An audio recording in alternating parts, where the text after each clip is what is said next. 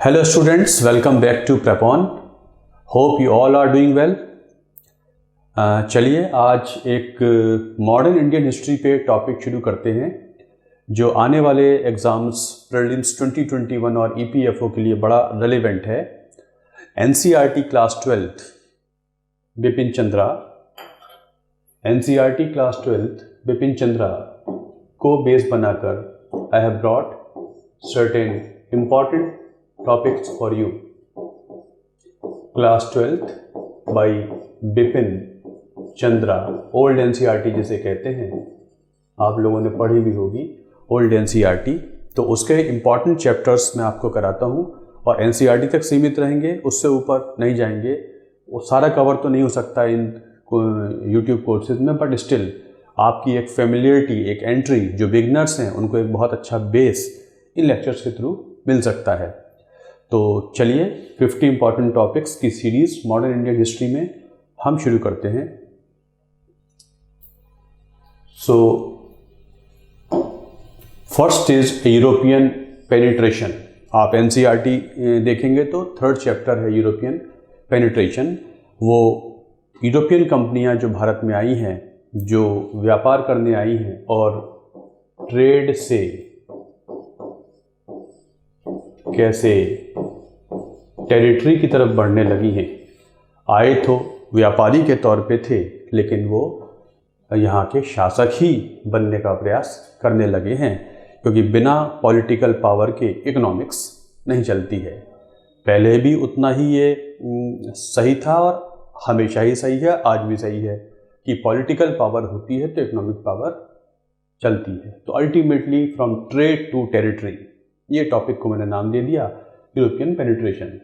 तो देखते हैं, हमको पता है एंशिएंट इंडिया में हमने देखा है कि बहुत ही ल्यूक्रेटिव ट्रेड ईस्ट और वेस्ट में चला करता था, लंबे समय से चला आ रहा है। इंडस वैली से भी हम देख लेंगे और आगे भी देखते जाएंगे। ट्रेड चलता रहेगा, बेहतर तरीके से चलता है। कुछ समय के लिए बंद भी हुआ था एंशिएंट इंडिया में, यदि याद हो आपको, जब रोमन एम्पायर का तहस नहस हूणों ने किया था तो व्यापार को भी झटका लगा है, क्योंकि रोमन एम्पायर भी तो बड़ा व्यापार होता था। फिर यह रिज्यूम होता है और चलता रहता है। और मिडिल एजेस में, मिडिवल एजेस में कुछ 3 ट्रेड रूट्स चला करते थे इस व्यापार को ईस्ट और वेस्ट में। एक तो था पर्शियन गल्फ के थ्रू, यहाँ से एक ट्रेड रूट जाता है, भारत की बात कर रहे हैं। दूसरा एक जाएगा रेड सी के थ्रू, रेड सी से सामान पहुंचेगा इजिप्ट और इजिप्ट से मेडिटेरेनियन सी से होते हुए फिर ये इटली और वेनिस पहुंच जाता है, क्योंकि यूरोप में इस ट्रेड की सारी जिम्मेदारी या सारा जो उसका कंट्रोल है वो इटालियन मर्चेंट्स के पास है। तो इस तरीके से पहुंचता एक लैंड रूट भी हुआ करता है, यहाँ से भी व्यापार हो जाया करता है और यहाँ सर ये एक डिस्ट्रीब्यूशन सेंटर बन जाता है और यूरोप में सामान इटालियन मर्चेंट्स, वेनेशियन मर्चेंट्स पहुँचाया करते हैं। ये तीन ट्रेड रूट्स चला करते थे।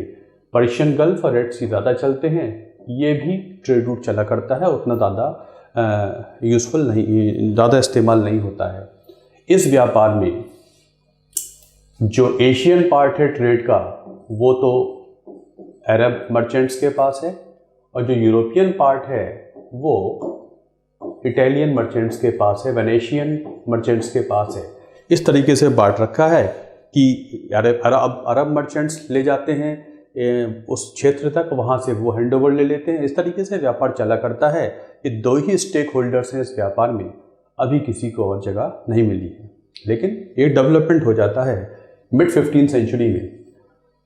टर्की ने अपना एक्सपेंशन किया है, ओटोमन एम्पायर बनी है, टर्की का एक्सपेंशन हुआ है और ये सारे एरियाज टर्की के कंट्रोल में आ जाते हैं। इतना तक कह दिया गया जब उसने कुस्तुनतुनिया, कॉन्स्टेंटिनोपल या इस्तांबुल जिसे कैप्चर किया है, तो ये हुआ है ओटोमन का जब एक्सपेंशन हुआ है कि जो मेडिटेरेनियन सी है ये तो टर्किश लेक कहलाने लगी है, जैसे कि ये टर्की के कंट्रोल में है और बिना टर्की के इजाज़त के कोई इसमें नहीं मूव कर सकता है। ओब्वियसली ट्रेड तो सफ़र करेगा ही। प्रॉब्लम ईस्टर्न वर्ल्ड की इतनी तो नहीं है, लेकिन वेस्टर्न वर्ल्ड की ज़्यादा है। वेनेशियन मर्चेंट्स, इटली के मर्चेंट्स तो इनसे पैचअप कर लेंगे क्योंकि बिना टर्की के शेल्टर के बात बन नहीं सकती। लेकिन जो वेस्टर्न यूरोपियन नेशंस हैं, स्पेन और पुर्तगाल,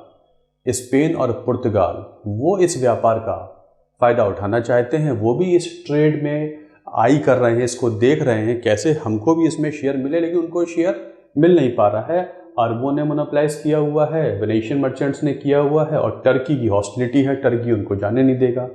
अब इनको ये प्रॉब्लम हो रही है, हम क्या करें। बहरहाल बात तो आगे बढ़नी है। ये ऑल्टरनेटिव रूट्स की खोज में चल पड़ते हैं, चाहिए भी इनको।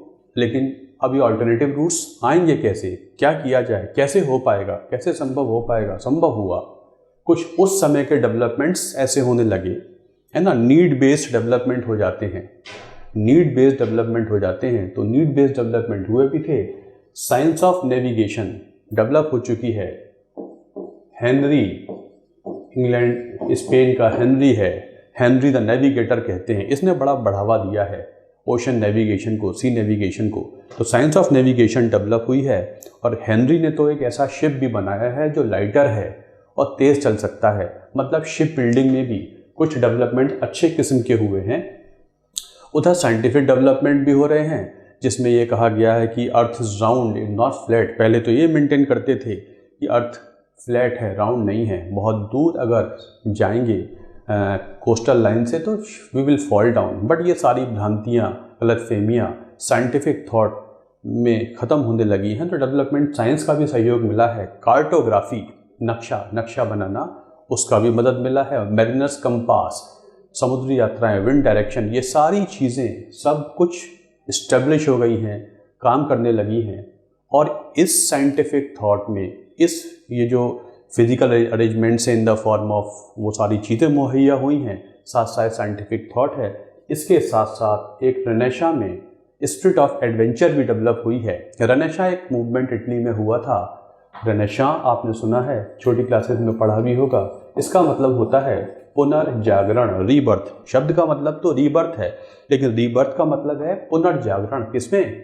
विचारों में पुनर्जागरण। मतलब किस चीज़ से? पुरानी रूढ़िवादिता को ख़त्म करो, विचार बदलो, सोचो, एक्सप्लोर करो, इंक्विजिटिव बनो, आगे जाओ, बैरियर को तोड़ो। ये सब होने लगा है। तो रेनेसां की स्पिरिट ने एक स्पिरिट ऑफ एडवेंचर्स हम होने लगे हैं, लोग रिस्क लेने लगे हैं, आगे बढ़ने लगे हैं, एंटरप्राइजिंग हुए हैं। इसने भी एक इसमें सपोर्ट किया है। तो ये सारे जो डेवलपमेंट्स हैं, इन्होंने ज्योग्राफिकल डिस्कवरीज को संभव कर दिया। और एज ऑफ डिस्कवरी ये कहलाती है दिन, इस एज को कहते हैं एज ऑफ डिस्कवरी। मतलब अब यूरोपियंस ओशन में वेंचर करने लगे हैं, दूर दूर तक जा सकते हैं।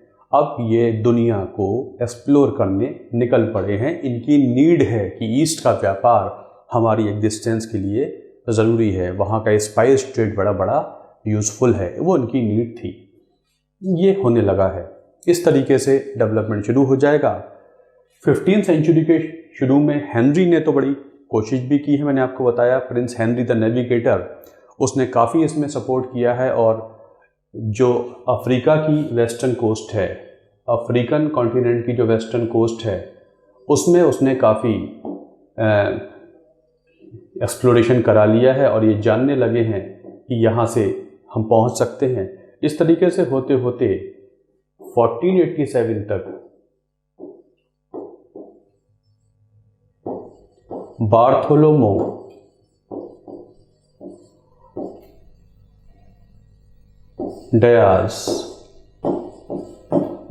डियाज ने कोशिश की है और वो केप ऑफ गुड होप पहुंच गया है। इससे आगे तो नहीं जा पाए हैं, बट यहाँ तक तो सफ़र कर लिया गया है। बार्थोलोमो डियाज पहुंच चुका है, कहाँ तक पहुंच चुका है? केप ऑफ गुड होप तक। मतलब ये आगे तो बढ़ ही चुके हैं 1487 तक। उधर Columbus will start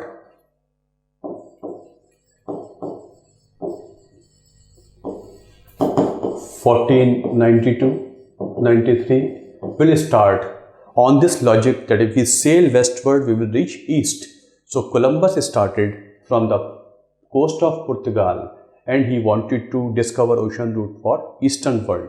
reached Bahamas, Bahamas पहुंच जाता है, but maintained I have discovered ocean route to India, तो नाम पड़ गया इंडीज़। फिर इस तरीके से वॉयजेस बहुत सारी होती हैं, पहुंचता वही वेस्ट इंडीज आइलैंड्स की तरफ है, लेकिन इससे डिस्कवरी से ये फ़ायदा हुआ कि इनको एक न्यू वर्ल्ड मिल गया है। नॉर्थ अमेरिका, साउथ अमेरिका की खोज होने लगी है, उसके रास्तों की गुंजाइश दिखने लगी है।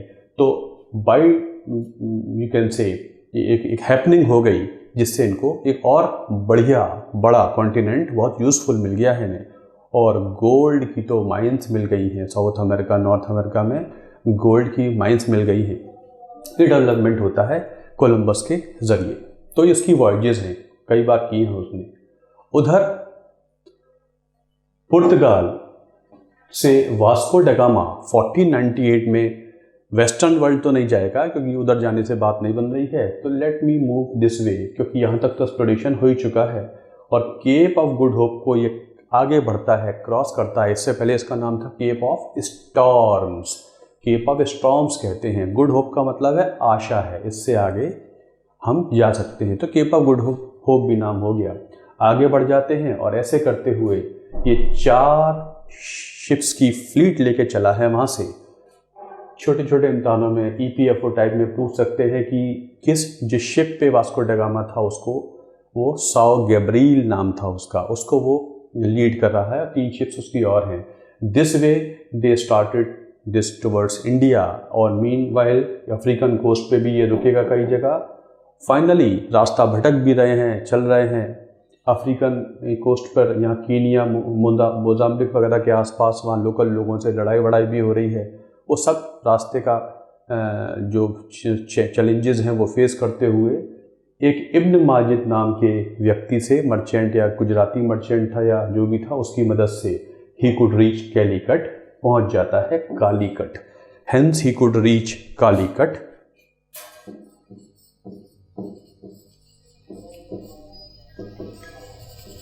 कोझिकोड, केरल में कोझिकोड कहलाता है। कोझिकोड ये पहुंच गया है कालीकट, और कालीकट के शासक कहलाते हैं जमोरिन। जमोरिन किसी व्यक्ति का नाम नहीं है, एक टाइटल है जमोरिन। यहाँ के जमोरिन ने इसको व्यापार करने के बहुत क्लियर कट तो परमिशन नहीं दी है, क्योंकि तुम यहाँ अगर व्यापार करोगे तो उसके बदले कस्टम ड्यूटी देनी पड़ेगी। और कस्टम ड्यूटी ये सामान वामान नहीं जो गिफ्ट लाए हो, इस कस्टम ड्यूटी तो होती है गोल्ड। गोल्ड है, गोल्ड तो नहीं है। एनीवेज थोड़ा बहुत व्यापार तो होता है, एस्टेब्लिशमेंट नहीं हो पाया है। And Vasco da Gama had to go back. Calicut में वो आ चुका है, वापस उसे जाना पड़ता है। पहुंचता है वहाँ पर, उस व्यापार से 60 टाइम्स प्रॉफिट उसे हुआ है। इस व्यापार में जो एक्सपेंसेस आए हैं उससे 60 गुना मुनाफा इन यूरोपियों ने कमाया है, और ये सामान यूरोप में आगे बढ़ जाएगा। उसके बाद कुछ सालों तक तो ये एनुअल एक्सरसाइज के तौर पे चलेगा। 1500 में एक और फ्लीट आती है, अल्वरेज। अल्वरेज है ये, अल्वरेज केब्राल। 13 शिप्स की फ्लीट लेके चलता है, और ये कालीकट नहीं जा पाएगा, तो फिर अल्टीमेटली कोचिन में ये पहुंच जाएगा। वहाँ पे लैंड करेगा, कोचिन में फिर ये रहेगा, और हेडक्वार्टर्स ये कोचिन बन जाएगा कुछ समय के लिए।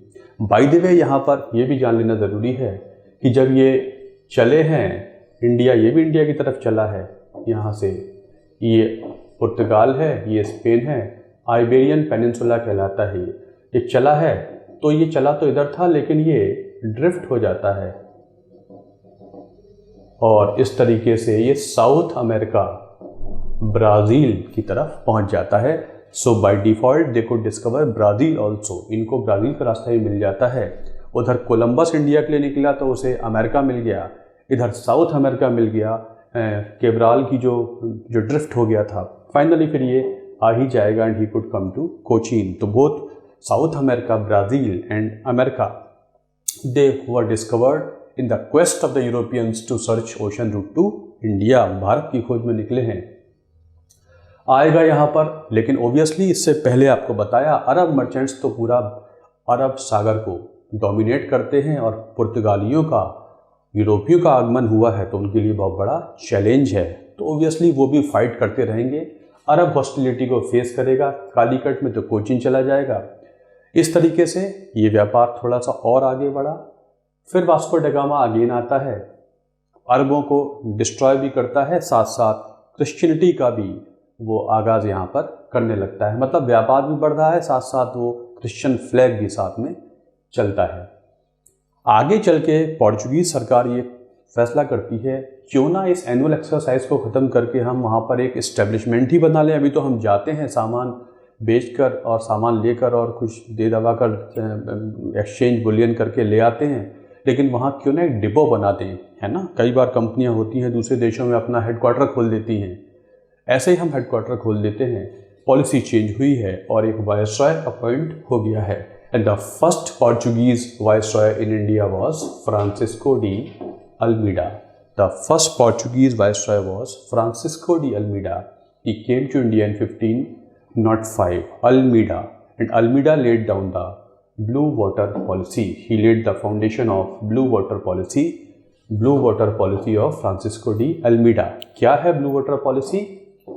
Blue Water Policy का मतलब होता है कि हम टेरिटोरियल एम्पायर की तरफ नहीं जाएंगे, बट सी को डोमिनेट कर लेंगे। ब्लू वाटर, हम सी को डोमिनेट कर लेंगे, सी में किसी और को उतरने नहीं देंगे। ओशन हमारे कंट्रोल में रहेगा, ओशन में हम एक नेवल सुप्रीमेसी स्थापित कर लेंगे। तो ये फाउंडेशन डाल देता है और इसी पॉलिसी पे ही चले हमेशा पुर्तगाली भारत में। तो Almeida laid down the foundation of blue water policy in the Indian Ocean, अरब सागर। आगे भी बढ़ेंगे ये।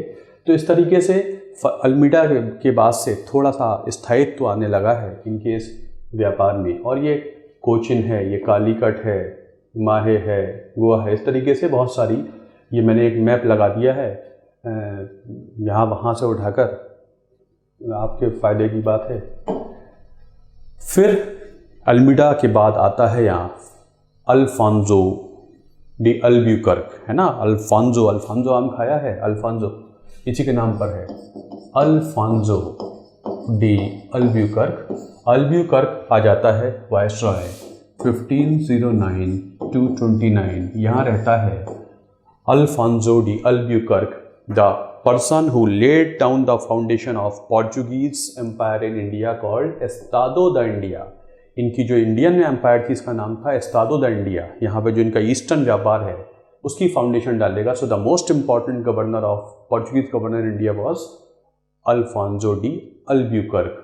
और आते ही ये गोवा कैप्चर कर लेता है, क्योंकि ये जो गोवा है इसकी प्लेसमेंट बड़ी सही है। यहाँ से गुजरात भी कवर होगा, जिससे ये पर्शियन गल्फ की तरफ हम जो व्यापार को कंट्रोल कर सकते हैं, और इधर साउथ भी कवर हो सकता है। सो ही कैप्चर्ड गोवा फ्रॉम बीजापुर। कहाँ से लिया था उसने? बीजापुर से लिया है। बीजापुर से लेता है वो गोवा, बीजापुर से गोवा ले लिया गया है। बीजापुर के पास गोवा है। आपको याद होगा मोहम्मद बिन तुगलक के समय 5 किंगडम थे, है ना। मोहम्मद बिन तुगलक के समय एक बाहमनी सल्तनत थी जिसके 5 टुकड़े हुए थे, अहमदनगर, बीजापुर, गोलकुंडा, बरार एंड बीदर। उन्हीं में बीजापुर हुआ करता था। ये 5 किंगडम्स हैं, मेडिवल इंडिया में पढ़ लेंगे। बीजापुर के पास ही गोवा है। लेकिन ये जो किंगडम्स हैं, साउथ इंडिया के किंगडम्स हैं, विजयनगर भी इसमें है, ये सब चाहते हैं कि जो हमारी कैवलरी है बड़ी स्ट्रांग होनी चाहिए, घुड़सवार विंग इनका बड़ा स्ट्रांग होना चाहिए, और जो घोड़े आते हैं वो हमारे को ही मिल जाएं। पुर्तगाली भी घोड़े का व्यापार कर लेते हैं, वहाँ से मंगा सकते हैं। तो ये कहता है, इनके जो विजयनगर का किंग है कृष्ण देव राय, उसका अल्ब्यूकर्क के साथ ये समझौता हुआ है कि जो भी आप हॉर्सेस लाएंगे वो हमको देंगे, बीजापुर या और अहमदनगर को नहीं देंगे। मैं आपकी सहायता करूँगा गोवा लेने में। तो ही captured Goa with the help of king Krishna Deva Raya of Vijayanagar. ये इनकी ट्रीटी है। उस समय तो regional you can say loyalty होती है, वो जो किंगडम है वही देश है हमारा। तो भारत देश जैसी कोई बात तो उस समय थी नहीं। बहरहाल ये इस तरीके से इनको गोवा मिल जाता है। उधर मलक्का, साउथ ईस्ट एशिया में मलक्का स्ट्रेट है, यहाँ तक पहुँच जाते हैं। और ये पूरा स्ट्रेट ऑफ हॉर्मोज, यहाँ से लेकर यहाँ तक इनका ये एस्तादो द इंडिया काम करेगा, ईस्टर्न एम्पायर काम करेगी। तो पूरा ये एरिया इन्होंने कंट्रोल कर लिया है, पूरी ईस्टर्न सी कंट्रोल कर लेते हैं। एम्पायर एक्सपेंड होती जा रही है। अगला आता है नीनो डी कुन्हा, जिसके समय में 1530 में कोचिन से इनका हेडक्वार्टर हो गया है गोवा। इससे पहले कोचिन था, जिसे कोची कहते हैं आज। कोचिन से ये गोवा हो गया है। अब ये गोवा इनका हेडक्वार्टर है जो 1961 तक रहेगा। तो in the time of Nino da Cunha Goa became their most important headquarter. आगे चल के ये दीव भी ले लेंगे, गुजरात में दमन भी आ जाएगा, इधर बंगाल में भी हुगली, चटगांव वगैरह, वहाँ पर भी इनका ईस्टर्न कोस्ट पे व्यापार वगैरह रहेगा। उधर साउथ ईस्ट एशिया में भी ये पहुँच गए, अभी बताया आपको। चैलेंज भी फेस करने पड़ेंगे। शाहजहाँ ने हुगली छीन लिया है 1632 में, आगे चल के औरंगज़ेब भी इनको एक्सपेल कर देगा चटगांव से, हुगली से। एरियाज इनके छीनते भी जा रहे हैं। 100 साल तक ये पूरा व्यापार करेंगे। यहाँ पर इंडियन सिस्टम को समझेंगे। यहाँ पर अल्बुकर्क ने तो मैरिज अलाइंसेस भी करने as a part of his policy की, जो पोर्चुगीज़ हैं वो इंडियंस के साथ मैरिज अलाइंसेस भी करें ताकि यहाँ के सिस्टम में इस्टेब्लिश हो जाएं। इस तरीके से यहाँ पर इन्होंने क्रिश्चियनिटी को भी इस्टेब्लिश किया है। बहुत सारे क्रिश्चियन मिशनरीज़ भी इनके समय में आए हैं, बहुत सारा व्यापार भी कर रहे हैं और यहाँ हल्के हल्के इस्टेब्लिश भी होते जा रहे हैं और पूरी सी को डोमिनेट किए हुए हैं। कोई भी इस सी में एंट्री नहीं ले सकता इनके परमिशन के बिना। इनके पासेस होते हैं, कार्टेस पासेस होते हैं। ये जो पासेस हैं ये ख़रीदने पड़ेंगे। अगर किसी और मर्चेंट को, किसी और शिप को अगर सी वाटर्स में आना है तो they have to purchase passes from Goa. इनके गोवा ऑफिस में जाके आपको कार्टेज पासेस लेने पड़ेंगे और वहीं आप जा सकते हैं व्यापार करने सी के ज़रिए। जो एरियाज़ पोर्चुगीज़ कवर नहीं करते हैं उसके लिए भी पासेस लेने पड़ेंगे। अगर हमारी जो निगरानी चल रही है सी में आप मिल गए और आपके पास पास नहीं है तो आपका पूरा सामान जब्त कर लेंगे और इस तरीके से चलता है। तो सी डोमिनेट किए हुए हैं। इनका एम्पायर 100 साल तक चला, व्यापार चला, डोमिनेट करे रहे, किसी और को नहीं आने दिया। लेकिन ये ख़त्म हो जाते हैं। कई सारे कारण हैं ख़त्म होने के। प्लंडर, पायरेसी, हमेशा इनके व्यापार का एक एंगल लूटपाट भी रहा। ये हमेशा समुद्र में, ओशन में लूटपाट भी एक एंगल रखते थे। और इनकी जो गवर्नमेंट थी पुर्तगाल में वो वीक गवर्नमेंट थी, जैसे इंग्लैंड और फ्रांस की गवर्नमेंट्स ज़्यादा इंटरेस्ट ले रही थी, उतना इनकी तरफ से नहीं हो पाया। तो पुर्तगाल में भी कुछ रीशफलिंग हो रही है, वहाँ की होम गवर्नमेंट भी वीक हो रही है। एक वजह ये भी है इनके डिक्लाइन की। दूसरा ये है, ये स्पेन के साथ यूनियन हो गया है इनका। अब ये स्पेन के साथ हो गए हैं, कंट्रोल में आ गए हैं। और तो स्पेन को 1588 में इंग्लैंड ने हरा दिया है आर्माडा में, है ना। 1588 में Spain was defeated by England and जो स्पेन का फेट हुआ वो पुर्तगाल का भी हो गया। एक कारण ये भी है क्योंकि ब्राज़ील का रास्ता मिल गया है तो पोर्चुगीज़ एफर्ट फिर थोड़ा साउथ अमेरिका की तरफ ज़्यादा होने लगे हैं। स्पेन और पुर्तगाल का डायरेक्ट जो ओरिएंटेशन है थोड़ा साउथ अमेरिका की तरफ हो गया है। इसीलिए अगर आपको पता है और पता ही होगा कि साउथ अमेरिका की जो मेन लैंग्वेज है वो स्पेनिश होती है, क्योंकि वो पूरा स्पेन पुर्तगाल के लोग वहाँ ज़्यादा जानने लगे हैं, डाइवर्जन उधर ज़्यादा होने लगा है। प्लांटेशन इंडस्ट्री डेवलप हो जाती है वेस्ट इंडीज़ में, साउथ अमेरिका में, है ना। कॉफ़ी है, शुगर केन है, ये चीज़ें बहुत ज़्यादा वहाँ होने लगी हैं। और अफ्रीका से स्लेव ट्रेड करते हैं, ट्रायंगुलर ट्रेड होता है यूरोप, अफ्रीका और साउथ अमेरिका, अमेरिका के बीच में। अमेरिका वगैरह से गोल्ड लेते हैं, साउथ अफ्रीका से स्लेव्स लेते हैं, स्लेव्स को अफ्रीका से ख़रीदते हैं, प्लांटेशन इंडस्ट्री में देते हैं। वेस्ट इंडीज़ वगैरह में अफ्रीकन वेस्ट इंडीज़ कैसे पहुँचे, साउथ अमेरिका कैसे पहुँचे, अमेरिका कैसे पहुँचे, इसी तरीके स्लेव ट्रेड जो उस समय होता था। अफ्रीका से स्लेव लिए, वहाँ पर उनको प्लांटेशन इंडस्ट्री में दिए, प्लांटेशन क्रॉप्स ले ली, उन्होंने यूरोप में ले जाकर उनको बेच दिया। इस तरीके से ये ट्रायंगुलर ट्रेड, स्लेव ट्रेड इसका एक बहुत इम्पॉर्टेंट अंग था, यूरोपियंस किया करते थे। तो ये पोर्चुगीज़ 100 साल तक चलते रहेंगे और ये फिर ख़त्म हो जाते हैं। भारत में इनके व्यापार रहेगा, छुटपुट रहेगा, लेकिन 100 साल के ज़्यादा ये नहीं चल पाए हैं। लेकिन इनके यहाँ आने से एक डेवलपमेंट ये भी हुआ है कि यहाँ पर बहुत सारी हॉर्टिकल्चरल क्रॉप्स आ गई हैं जो भारत में नहीं थी लेकिन भारत में आ गई हैं। पपीता आ गया है, पपीता और brought by Europeans to India, particularly Portuguese. Cashew nut है ना, साउथ में कैशू नट होता है, गोवा में तो बहुत ज़्यादा होता है। कैशू नट आ गया है। इनके ज़रिए आ गया। टोबैको भी यही लाए हैं, है ना, प्लांटेशन क्रॉप टोबैको यही लाए हैं, टोबैको भी। कैशू नट लाए हैं, पोटैटो लाए हैं, रेड चिली लाए हैं, टोमेटो लाए हैं और स्वीट पोटैटो लाए हैं, शकरकंद लाए हैं। ऐसी बहुत सारी क्रॉप्स जो इंडिया की क्रॉप्स नहीं थी वो इनके ज़रिए central America, south America, America से भारत की तरफ आने लगी। This way various horticultural crops became part of Indian horticulture through this Portuguese. उधर जब इनका व्यापारी इनके शिप सामान लेके जाते हैं और वहाँ यूरोपियन मार्केट में बेचते हैं, बड़े बड़े जहाज भर भर के सामान ला रहे हैं, तो इंग्लैंड हॉलैंड भी परेशान तो हो ही रहे हैं कि इस व्यापार का फ़ायदा हमको भी तो मिलना चाहिए। वो भी सोच रहे हैं कैसे मैं घुसूँ इसमें, मैं कैसे इसमें एंट्री मारूँ, वो भी कोशिश कर रहे हैं। उधर हॉलैंड ने कोशिश की और 1602 में डच कंपनी बनती है, नाम था उसका VOC। डच कंपनी का नाम है VOC। VOC क्या है, फाइंड आउट। ये आपको एक होमवर्क देता हूं, VOC है क्या, है ना। आप जाइए प्रेपॉन के टेलीग्राम पर, वहां जाइए, वहाँ पे आप टेलीग्राम चैनल है, वहाँ जाइए। मैंने एक वीडियो डाला हुआ है, यूट्यूब से उठाया है, बहुत शॉर्ट वीडियो है 10 मिनट का। उसमें उन्होंने वो बताया है कि ये VOC बनी और किस तरीके से ये जो कंसेप्ट आया कि कंपनियाँ शेयर लगा के भी शेयर होल्डर्स हो सकते हैं, ये VOC से ही आया है वर्ल्ड में। इसको देखिए, आप देखेंगे तो VOC पता लग जाएगा। तो इस कंपनी का नाम VOC था, उनकी अपनी लैंग्वेज में डच ईस्ट इंडिया कंपनी हम लोग कह देते हैं। वहाँ की पार्लियामेंट से चार्टर मिला है कि ये जा सकते हैं ईस्टर्न वर्ल्ड में, टेरिटरी एक्वायर कर सकते हैं, वॉर ट्रीटीज़ कर सकते हैं, स्पाइस ट्रेड कर सकते हैं। तो इनको भी व्यापार के परमिशन मिल गई है। और सूरत तो सभी आएंगे। सूरत जो गुजरात में है बड़ा इम्पॉर्टेंट है।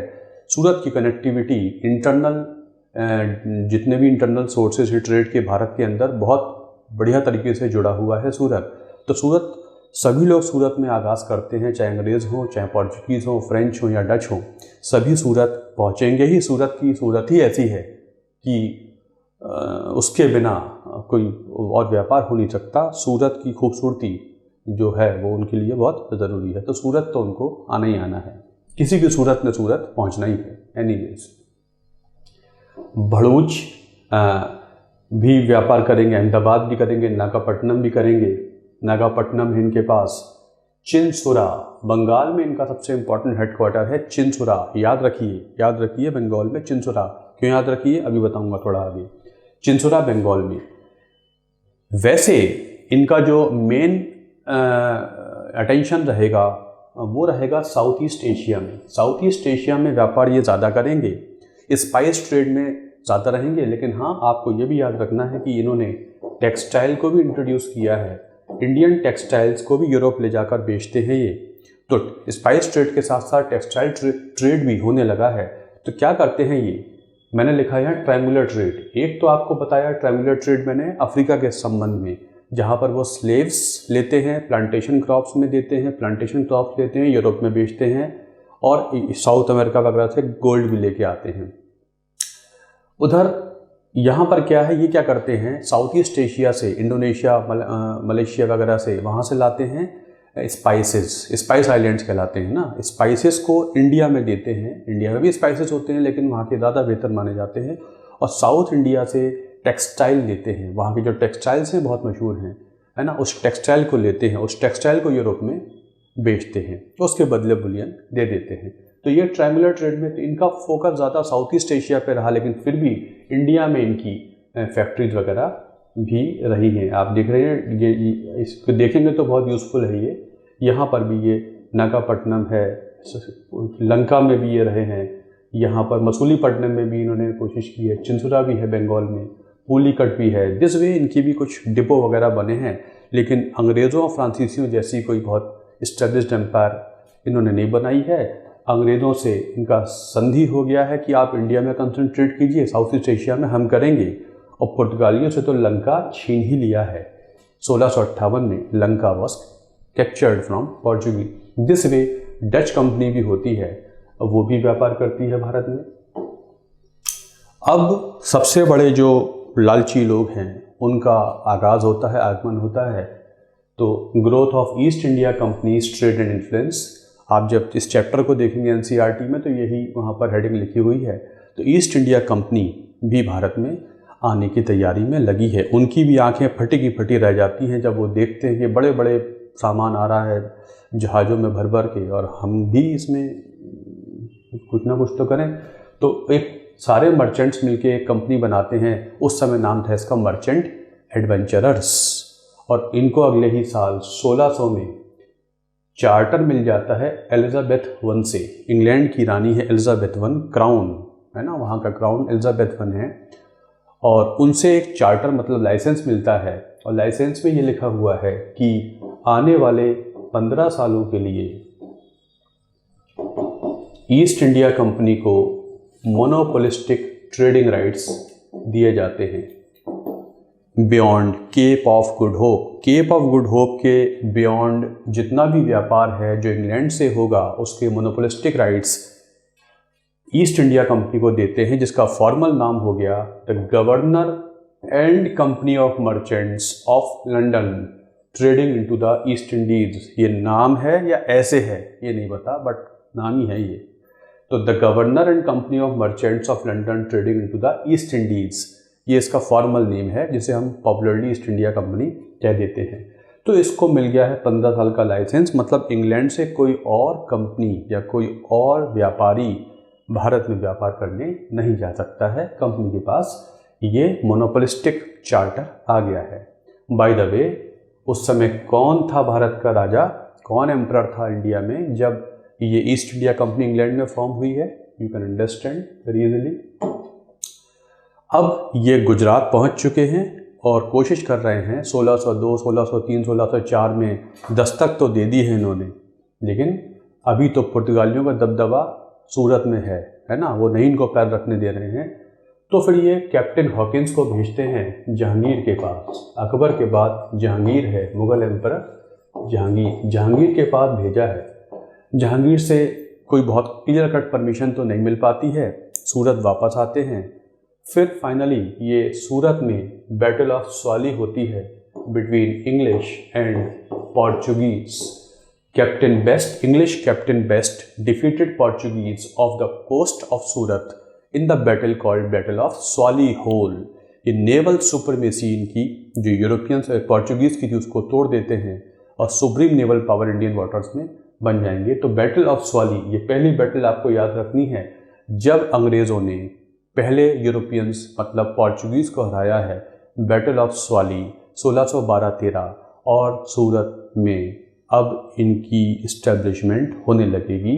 इस तरीके से सूरत में बनती है इनकी फर्स्ट इम्पॉर्टेंट फैक्ट्री।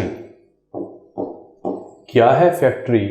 फैक्ट्री वो एरियाज होते हैं, वो डिपो होते हैं जहाँ पर फैक्टर्स रहते हैं। फैक्टर्स कौन हैं? कंपनी में काम करने वाले मुलाजिम फैक्टर भी कहलाते हैं।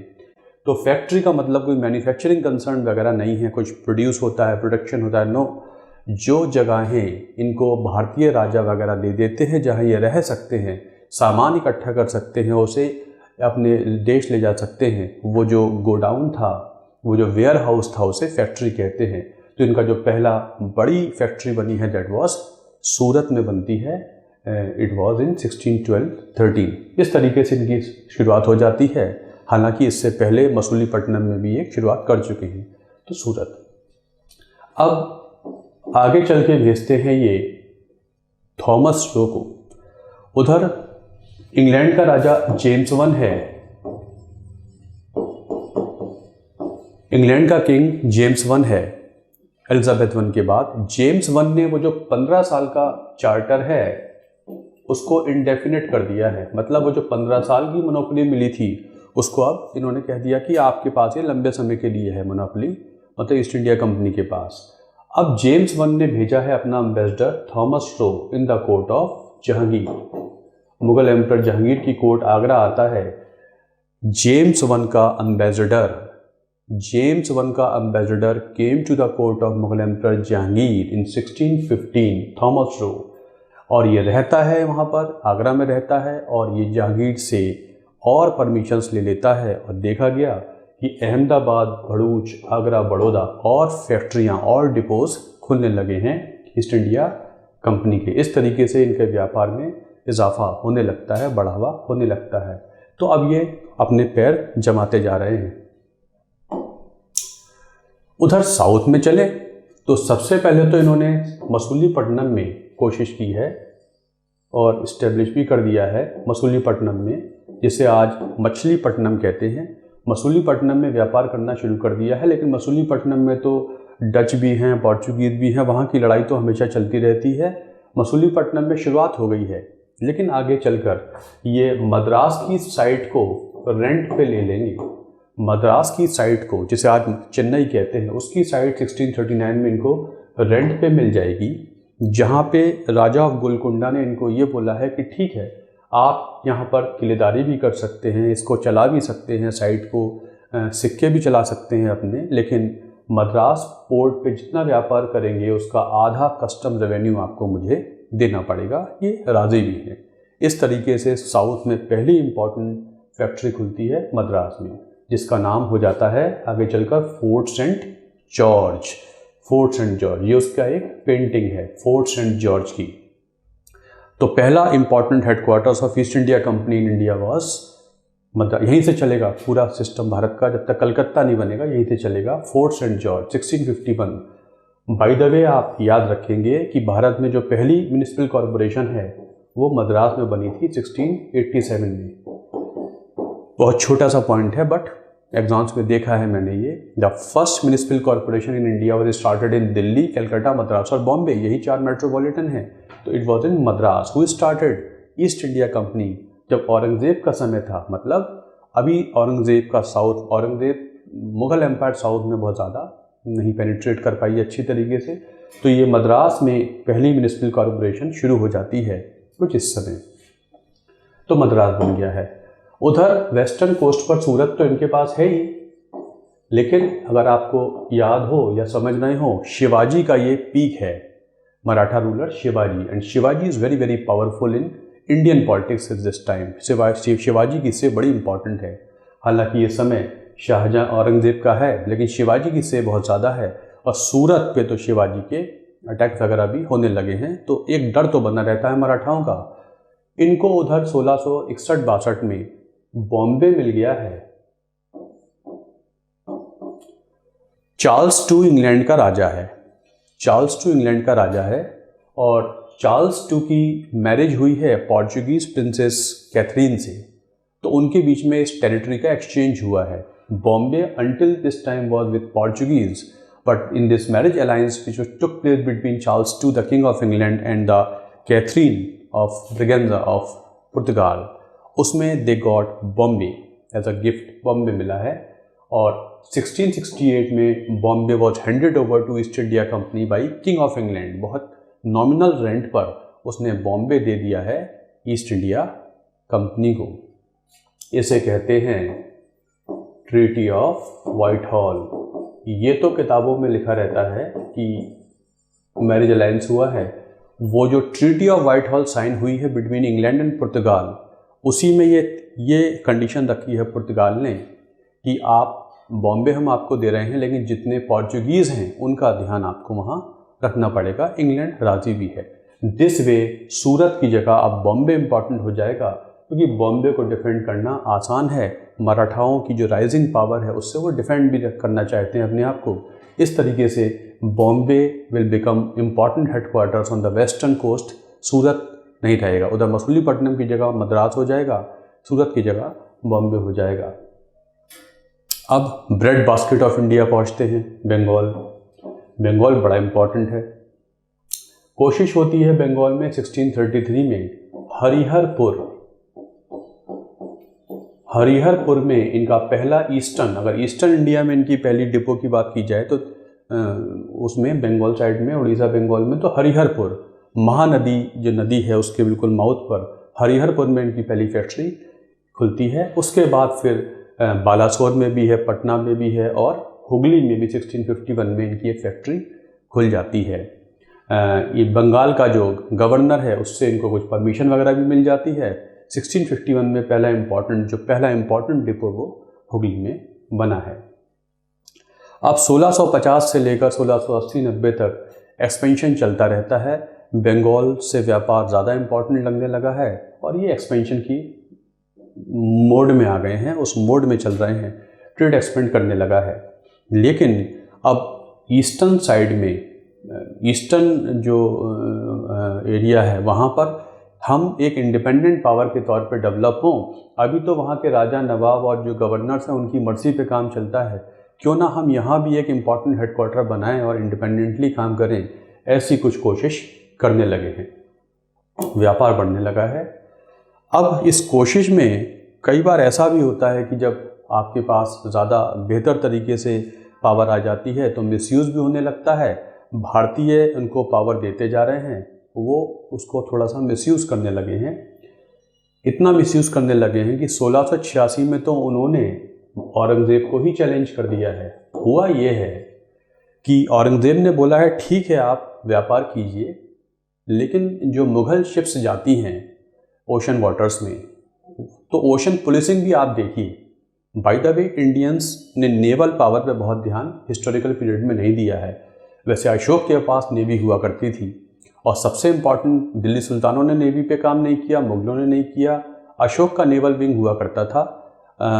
सबसे इम्पॉर्टेंट तो चोलाज ऑफ तंजावुर थे जो सबसे इम्पॉर्टेंट नेवल पावर थे। तो मुग़लों ने नेवल पावर को निगलेक्ट किया है। ज़्यादा तो देखा जाए तो मुग़ल तो नॉर्थ इंडियन एम्पायर ज़्यादा थी, साउथ में आए तो लेकिन बहुत ज़्यादा इस्टेब्लिश नहीं हो पाए, बहुत लेट आए थे।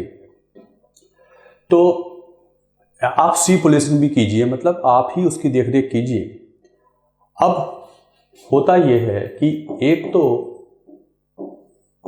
इंग्लैंड से लाइसेंस मिला है किनको, ईस्ट इंडिया कंपनी को व्यापार करने का, लेकिन कुछ ऐसे व्यापारी भी हैं जो इंटरलोपर्स कहलाते हैं। कहने का मतलब है उनके पास वो लाइसेंस में कवर नहीं होते हैं, बट फिर भी प्राइवेट ट्रेड के तौर पे वो घूमते रहते हैं, व्यापार करने आते हैं। कंपनी के लिए नहीं है बट अदरवाइज कर रहे हैं, ये भी होते हैं। एक सॉर्ट ऑफ इलीगल ट्रेड अगर आप कह सकते हैं तो। इंग्लैंड से परमिशन नहीं बट फिर भी आते हैं। तो इंटरलोपर्स वगैरह हैं, उनकी शिप्स वगैरह भी हैं, तो मुग़ल शिप्स को वो लूटपाट कर लेते हैं और जो ईस्ट इंडिया कंपनी का बॉम्बे हेडक्वार्टर है वो कुछ कर नहीं पा रहा है। तो फोर्स उनके ऊपर आता है, प्रेशर आता है, नहीं हो पाता है। तो कुछ हालात ऐसे बिगड़ जाते हैं कि वॉर की सिचुएशन आ जाती है कंपनी और अंग्रेज़ों और मुग़लों के बीच में।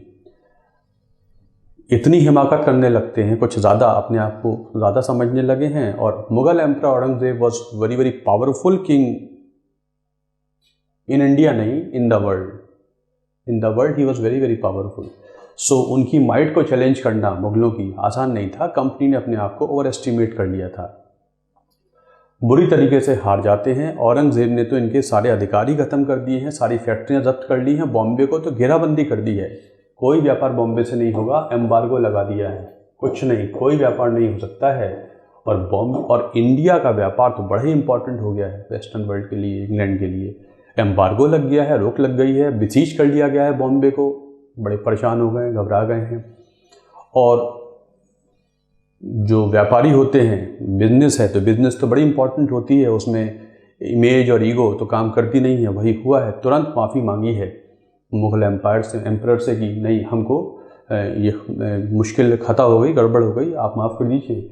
औरंगज़ेब ने भी ठीक है यू कैन रिज्यूम, बट 1,50,000 रुपये जुर्माना देना होगा और जो नुकसानात हुए हैं उनकी भरपाई करनी होगी और आपको रिज्यूम करने की परमिशन देते हैं। किसी तरीके से बचे।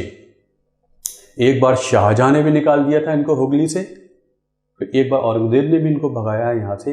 बट क्यों औरंगज़ेब ने इनको रिज्यूम करने दिया व्यापार, इसकी बड़ी वजह है बैलेंस ऑफ ट्रेड इंडिया के फेवर में था। मतलब इस व्यापार से इंडिया को ज़्यादा फ़ायदा है। बुलियन बहुत भर भर के भारत में आता है, गोल्ड और सिल्वर बहुत ज़्यादा भारत में आता है, ईस्टर्न सप्लाईज से बहुत ज़्यादा फ़ायदा होता है भारत को। तो balance of trade favoured India, India के फ़ायदे की बात है, यहाँ की इकॉनमी की बात है। बाय द वे एक एस्टीमेट के अनुसार बता रहा हूँ आपको, शाहजहाँ और औरंगज़ेब के समय वर्ल्ड ट्रेड में इंडिया का 25% शेयर हुआ करता था। तो बड़ा इंपॉर्टेंट था। दूसरा एक कुछ ये भी लग रहा था कि if we do not allow them to resume trade since they are naval power they will disturb our ocean trade to Africa, Asia. जो शिप्स वगैरह जाते हैं और व्यापारियों के जाते हैं उसको डिस्टर्ब करेंगे ये। तो नेवल पावर तो है, हमारे पास तो नेवल पावर है नहीं।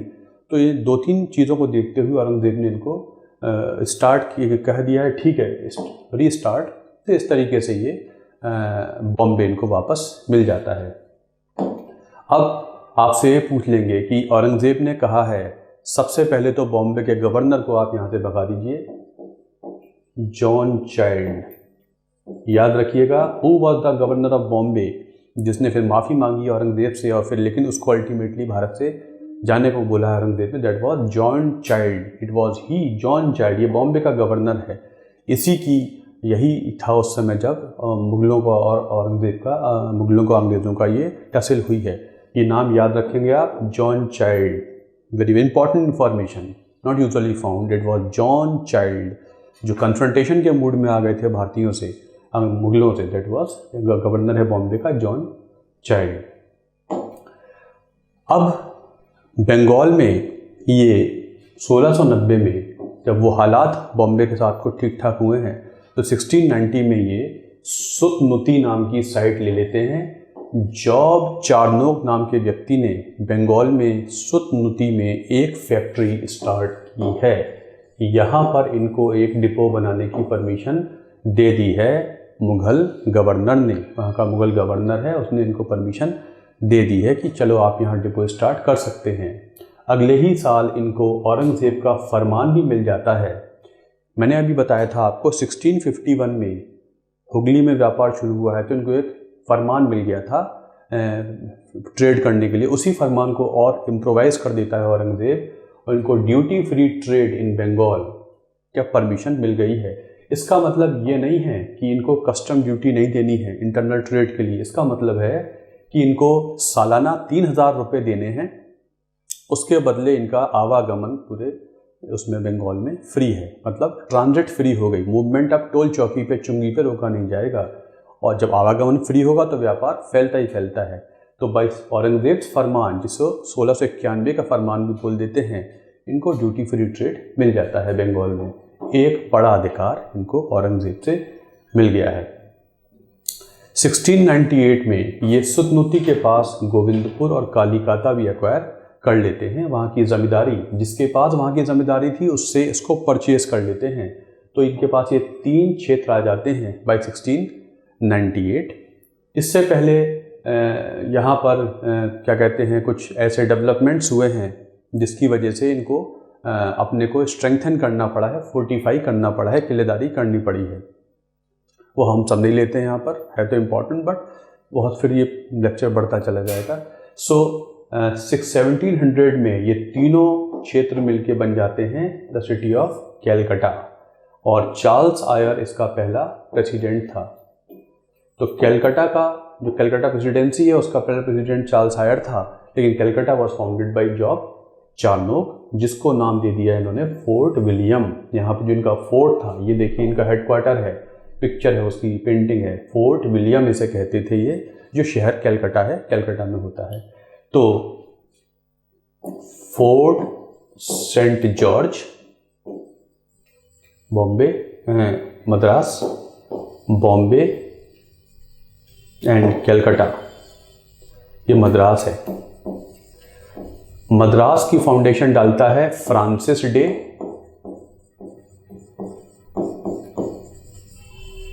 बॉम्बे की डालता है गिराल्ड ओंगियर और कैलकाटा की Job Charnock. By the way, Chennai या मद्रास की फाउंडेशन डालता है Francis Day, Gerald Aungier Bombay का पहला गवर्नर है और Job Charnock led the foundation of what, Calcutta. This way Calcutta बन जाता है। 3 इनके हेडक्वार्टर बन जाते हैं, बंगाल, कैलकाटा, वेस्टर्न कोस्ट पर बॉम्बे, साउथ में मद्रास। अब व्यापार बढ़ने लगा है। औरंगज़ेब की डेथ हो जाती है 1707 में, औरंगज़ेब डाइड उसके बाद थोड़ी इनस्टेबिलिटी होने लगती है, थोड़े हालात बिगड़ने लगे हैं, पॉलिटिकल सिस्टम थोड़ा डिस्टर्ब होने लगा है। व्यापार तो बड़ा इम्पॉर्टेंट हो चला है इनके लिए। आगे चलकर इनका व्यापार में प्रॉब्लम आई है। तो 1717 में, बाय द वे इस समय ये भी हुआ है कि एक छोटी सी बात बता दूं आपको, हालांकि इन लेक्चर्स में बहुत ज़्यादा कवर करना पड़ना संभव नहीं है, फिर भी जब इंग्लैंड ईस्ट इंडिया कंपनी का जो व्यापार भारत में चल रहा है, मोनोपोलिस्टिक राइट्स हैं, तो इनकी मोनोपोली को इंग्लैंड में भी चैलेंज मिलता रहता है। वहाँ के और व्यापारी गण ये कहते रहते हैं कि एक कंपनी को ही क्यों, है ना, एक कंपनी पे ही क्यों सारे लाइसेंसेस दिए जा रहे हैं। आज भी होता है ना। तो चैलेंजेस चल रहे थे वहाँ पर। तो वो भी इंग्लैंड की जो सिस्टम, गवर्नमेंट है, पार्लियामेंट है, वहाँ से कुछ अधिकार लेने की कोशिश करते हैं, लेकिन उसका नाम पड़ गया था न्यू कंपनी। ये जो governor and Company of Merchants of London trading with east Indies, एक और कंपनी बन गई न्यू कंपनी, उसको भी अधिकार मिलने लगे हैं। इंग्लैंड में भी पॉलिटिक्स चल रही है। बहरहाल 1708 में उन दोनों कंपनियों का, मतलब the company governor and Company of merchants, जो 1600 में लाइसेंस में चार्टर मिल गया था, और न्यू कंपनी को, इनको एक कर दिया गया है और इसका नाम हो गया है गोडोल्फिन अवार्ड के नाम से। वो जो गोडोल्फिन अवार्ड था, what was Godolphin award? Godolphin award was the agreement in which the new company of merchants and the old East India Company they merged together to form one company.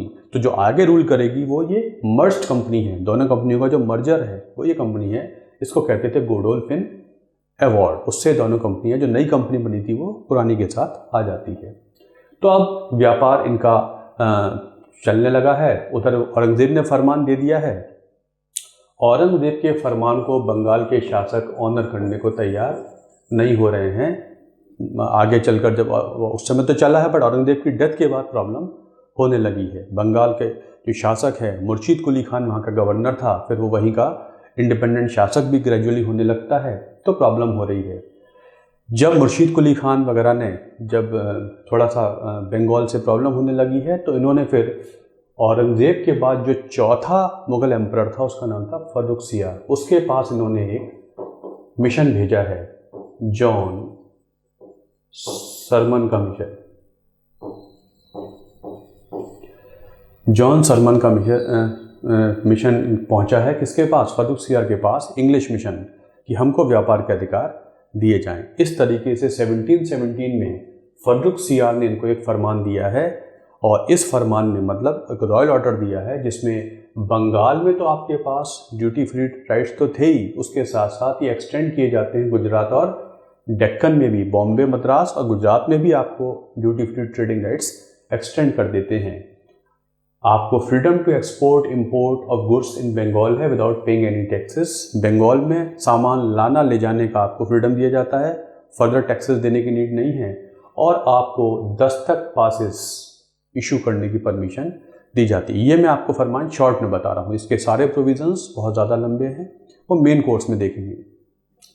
तो right to issue Dastak passes, और आप व्यापार कर सकते। कहने का मतलब है कि इनको एक बहुत बड़ा अधिकार मिल गया है भारत में व्यापार करने का। इससे पहले तो बंगाल में ही आवागमन की छूट थी, ट्रांजिट की छूट थी। Now they have this transit rights, free transit rights in the whole of India. जहाँ जहाँ इनका व्यापार है, बॉम्बे में है, मद्रास में है, बंगाल में, वहाँ ट्रांजिट फ्री कर दी जाती है। मूवमेंट फ्री होगा तो व्यापार बढ़ेगा ही बढ़ेगा। फर्रुखसियार का फरमान 1717 में मिल गया, जिसको फिर मैग्ना कार्टा भी बोल दिया गया। मैग्ना कार्टा, ये तो सिद्ध हुआ कंपनी के लिए व्यापार का मैग्ना कार्टा, कंपनी के लिए सिद्ध हो गया व्यापार का मैग्ना कार्टा।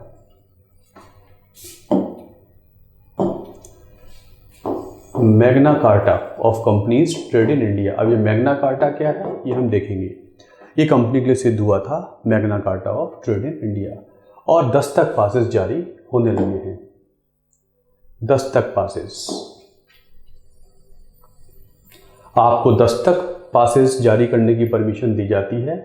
दस्तक पासेस क्या है, शॉर्ट में बताता हूँ। दस्तक पासेस वो सर्टिफिकेट्स हैं, पास है, परमिट है, जो हम परमिशन देते हैं कि आप जारी कर दीजिए अपने मर्चेंट्स को, कंपनी के मर्चेंट्स। कंपनी को British Indian government, Mughal government allow कर रही है कि आप ये दस्तक पासेस जारी कर दीजिए अपने मर्चेंट्स को। इन मर्चेंट्स जब भी ये टोल चौकी से पार होंगे तो इनको दिखाना पड़ेगा दस्तक। दस्तक का मतलब है आप एनुअल बेसिस पे करते हैं, you will be let go, चाहिए, मूवमेंट फ्री है आपका, आपको कस्टम ड्यूटी टोल चौकी वहाँ नहीं देनी पड़ेगी।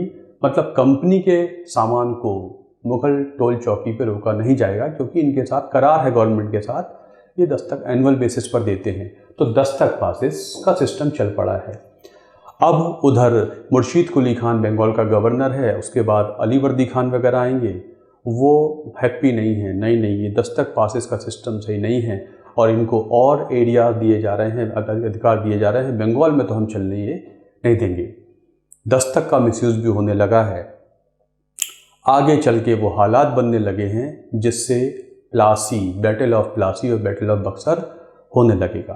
तो फर्रुखसियार के फरमान के बाद कैसे बैटल ऑफ प्लासी और बक्सर की नौबत आई, क्या वो हालात थे, that will be subject matter of our next lecture, वो अगले में देखेंगे। ठीक है। So through this lecture I try to make you familiar with the beginning of modern India. अभी हमको फ्रेंच ईस्ट इंडिया कंपनी भी देखनी है, वो भी हम देखेंगे अगले लेक्चर में, अभी तो हमने थोड़ा ही कवर किया है। So this is all about this first lecture of the first topic series on modern India. ये पहला लेक्चर है, इसको हम आगे बढ़ाते रहेंगे। तो चलिए, thanks a lot for watching this video. Prepon के बहुत सारे कोर्सेज चल रहे हैं, history, geography and agriculture has started, you can join those who wish. Similarly मेरे कोर्सेज आने वाले हैं for civil services, pre cum mains on Prepon, modern India, art and culture and Indian polity and governance, world history and post independence का course भी है। तो you can visit prepon.in